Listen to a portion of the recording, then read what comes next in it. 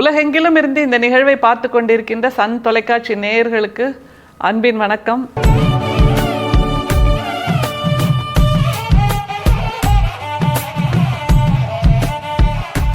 இது மார்கழி திருவிழா, ஆண்டாள் பெருவிழா. இன்றைக்கு பாசுரம் 26. இதில் எனக்கு என்னெல்லாம் வேணும் அப்படிங்கிற ஒரு லிஸ்ட்டை ஆண்டாள் கொடுக்குறா. அந்த டு டூ லிஸ்ட்டுன்னு சொல்லுவோம்ல, அது மாதிரி எனக்கு என்னெல்லாம் தேவை என்பதாக கண்ணனிடம் அவள் வேண்டுகிறாள் அப்படிங்கிறது. அதை தவிர வெற்றி பெற்றால் பெண்களுக்கு என்னவெல்லாம் தேவை, என்னவெல்லாம் கிடைக்கும் அப்படிங்கிற ஒரு பட்டியலை கொடுக்குற மாதிரியும் நம்ம எடுத்துக்கலாம். இப்படி 2 விதமாகவும் எல்லா காலத்துக்கும் பொருந்தி போகிற ஒரு பாசுரத்தை ஆண்டாள் நமக்கு கொடுத்துருக்கா. அதுதான் இந்த பாசுரத்தோட அழகு. பாசுரத்தை பார்க்கலாமா? மாலே மணிவண்ணா மார்கழி நீராடுவான் மேலையார் செய்வனகள் வேண்டுவன கேட்டியேல் ஞாலத்தை எல்லாம் நடுங்க முரல்வன பாலன்ன வண்ணத்து உன் பாஞ்ச ஜன்னியமே போல்வன சங்கங்கள் போய் பாடுடையனவே சால பெரும்பறையே பல்லாண்டு இசைப்பாரே கோல விளக்கே கொடியே விதானமே ஆலின் இலையாய் அருளேலோர் எம்பாவாய். நான் உனக்காக விரதம் இருக்கிறேன், உனக்காக இந்த யாகம் செய்கிறேன், உனக்காக தவம் இருக்கிறேன், நீ எனக்கு இதெல்லாம் கொடு அப்படின்னு அந்த லிஸ்ட்டை கொடுக்குறா கண்ணன்ட்ட. அது என்ன லிஸ்ட்டு?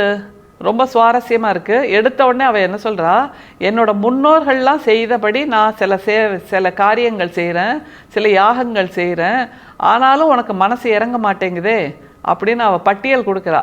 என்னவெல்லாம் வேணும் அப்படிங்கிறத பாருங்க. அது ரொம்ப சுவாரஸ்யமா இருக்கு. ஞாலத்தை எல்லாம் நடுங்க முரல்வன பாலன்ன வண்ணத்துன் பாஞ்ச சன்னியமே.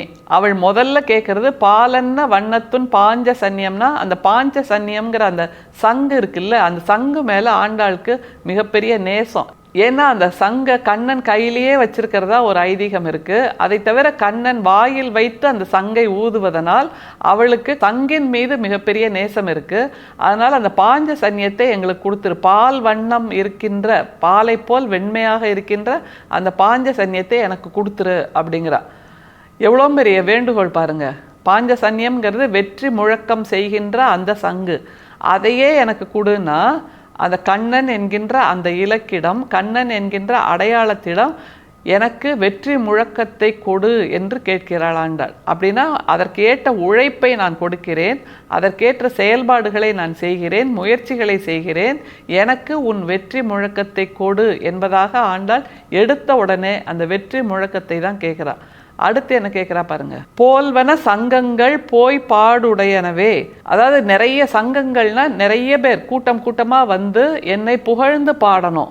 ஏனென்றால் நான் வெற்றி அடைந்திருக்கிறேன், அதனால் என்னை புகழ்ந்து பாடுவதற்காக சங்கங்கள், குழுக்கள், மனிதர்கள் எல்லோரும் வந்து என்னை புகழ்ந்து பாடுவதற்கான ஏற்பாடுகளை நீ செய்யணும் அப்படிங்கிறா. எல்லாமே நம்ம வாழ்க்கையோட பொருத்தி பார்த்துக்கிட்டே வரலாம்.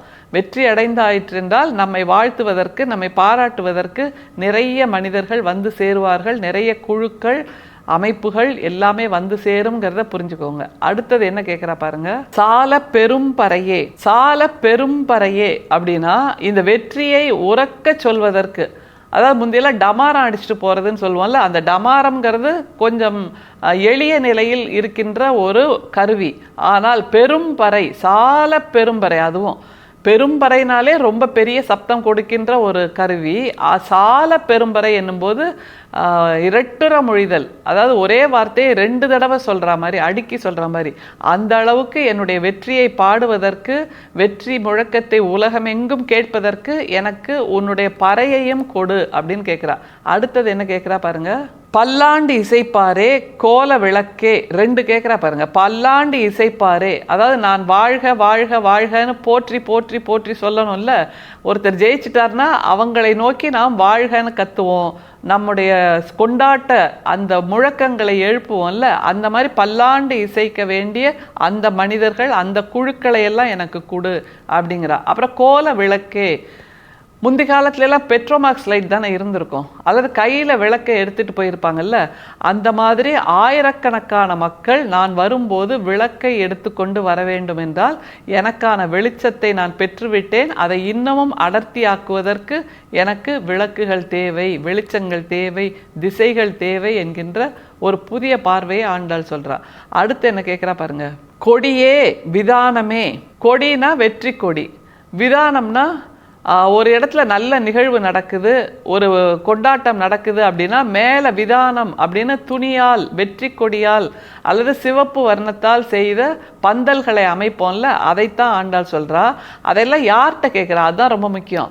இவ்வளவையும் கொடுன்னு ஒரு விஸ்வரூபம் எடுத்து நிற்கின்ற ஒரு தலைவனிடம் ஆண்டாள் கேட்கவில்லை. அதுதான் இதில் ரொம்ப ஒரு ட்விஸ்ட்னு சொல்லலாம். அந்த நிறைவு வரிய பாருங்க.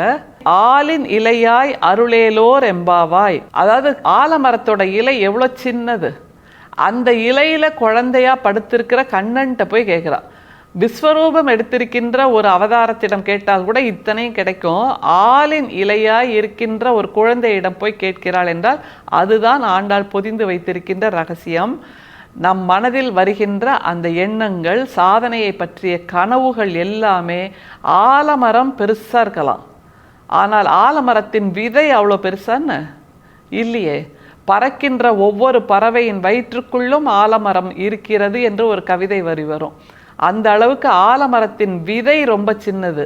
விதை சிறிதாக இருந்தாலும் அது பற்றி படர்ந்து வளர்ந்து செழித்தோங்கி வளரும் போது ஆலமரம் என்று விஸ்வரூபம் எடுக்கிறது. அதுபோல் நம்முடைய கனவுகள் துவக்கத்தில் ஆலம் விதை போல் சிறியதாக இருக்கலாம், ஆனால் அதில் முயற்சித்து செயல்படுத்தி வெற்றி பெற்றால் ஆலமரத்தை போல் விழுதுகள் விழுந்து, விழுதுகள் தாங்கி, விழுதுகள் பெற்று நாம் இன்னமும் சிறப்பாக நீடித்து இருக்கலாம் என்கின்ற அந்த தத்துவத்தை தான், வாழ்க்கை தத்துவத்தை தான் ஆண்டாள் இதில் சொல்லித் தருகிறாள். இதே மாதிரி நம்முடைய நாச்சியார் திருமொழியில் எப்படிப்பட்ட ஒரு பார்வையை நமக்கு புதிதாக தருகிறாள் என்று பாருங்கள்.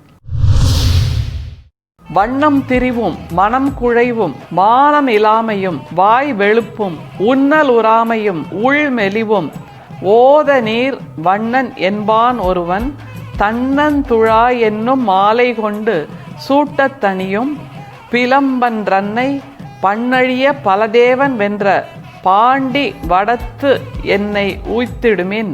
அதாவது இந்த பாடல்ல ஒருத்தருக்கு ஒரு உடம்பு சரியில்லைன்னு வச்சுக்கோங்களேன், என்னெல்லாம் வெளிப்புற மாற்றங்கள் நடக்கும், அந்த ஃபிசிக்கல் சேஞ்சஸ்ன்னு நடக்கும்ல, அப்படியான 6 விதமான ஃபிசிக்கல் சேஞ்சஸை ஆண்டாள் இதில் சொல்லித்தர்றா. அந்த ஃபிசிக்கல் சேஞ்சஸ் நடக்குது, நம்ம டாக்டர்கிட்ட போகிறோம், இப்படியான பிரச்சனை இருக்குது, இதெல்லாம் எனக்கு நடந்துட்டுருக்கு அப்படின்னா நம்முடைய நாடியை பிடிச்சி பார்த்துட்டு அவர் மருந்து கொடுப்பார், ப்ரிஸ்கிரிப்ஷன் கொடுப்பார். இந்த பாடலில் ஆண்டாள் நோயையும் சொல்கிறாள், நோய்க்கு மருந்தையும் அவளே சொல்கிறாள்.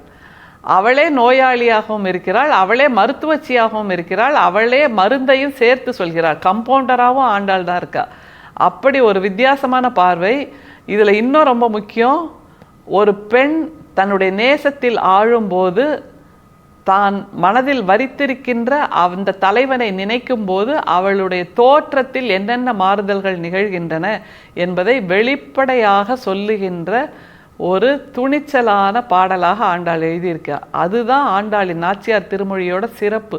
இதில் என்னெல்லாம் சொல்கிறா பாருங்க. 6 விதமான மாற்றங்களை அவள் சொல்கிறா. வண்ணம் திரிவும் மனம் குழைவும். வண்ணம் திரிவும்னா நமக்கு உடம்பு சரியில்லைன்னா அனீமிக்கா ஆகிடுவோம் தெரியுமா, நிறம் வெளுத்து போயிடும். அந்த வண்ணம் திரிவுங்கிறது அதுதான். வண்ணம் திரிவும் மனம் குழைவும். ஏன்னா எல்லா நேரமும் கண்ணனை நினச்சிட்டு இருக்கும்போது மனசு அப்படியே குழைஞ்சு போயிடுது. கண்ணன் என்னும்போது நாம் இப்படியும் எடுத்துக்கொள்ளலாம், நாம் நம்முடைய இலக்கை மட்டுமே நினைத்து கொண்டிருக்கிறோம், அதுக்காக முயற்சி செஞ்சுட்டே இருக்கோம், ஆனாலும் முயற்சி பல முறை தோற்கிறதுங்கும் போது மனசு சரசமே குழைஞ்சு போயிடும்ல. அட இதுக்கு மேலே என்னப்பா பண்ணுறது அப்படின்னு ஒரு சின்ன குழைவு வரும்ல, அந்த குழைவும் வந்துடுச்சு ஆண்டாளுக்கு. அப்புறம் என்ன நடக்குது பாருங்க. மானம் இல்லாமையும் வாய் வெளுப்பும். மானம் இல்லாமைங்கிறது அந்த நாணம் இல்லாத பிடிவாதம். ஊர் உலகம் என்ன வேணா சொல்லட்டும், எனக்கு இதுதான் அப்படிங்கும்போது அந்த நாணம் இல்லாத பிடிவாதம். மானம் இல்லாமையும்னா நம்ம அதை அப்படி தான் பொருத்தி பார்க்கணும். வெட்கம் மானம் இல்லாத அந்த நிலை இல்லை. நீ என்ன வேணாலும் பேசு, என்னை எப்படி வேணாலும் இழிவாக பேசு, ஆனால் எனக்கு அதை பற்றி கவலை இல்லை. என் மனம் ஒன்றை பற்றி விட்டது, நான் அதிலேதான் இன்னமும் தொடர்ந்து பயணிப்பேன் அப்படிங்கிற ஒரு துணிச்சலைத்தான் ஆண்டாள் இதில் சொல்கிறார். மானம் இல்லாமையும் வாய் வெளுப்பும். ஏன்னா வாயெல்லாம் உலர்ந்து போயிடும். ஜுரத்தில் வந்தவங்களுக்கு பார்த்தீங்கன்னா வாய் உலர்ந்து போயிடும். அப்படியான ஒரு நிலையும் ஆண்டாளுக்கு வந்து விட்டது. ஏனென்றால் எல்லா நேரமும் அந்த நேசத்தின் காய்ச்சலில் அவளுக்கு வாய் உலர்ந்து போயிருக்கிறது என்று அவளே சொல்கிறாள். எனக்கு இதெல்லாம் நடந்துட்டுருக்கு அப்படிங்கிறாள். அடுத்தது என்ன நடக்குதான்?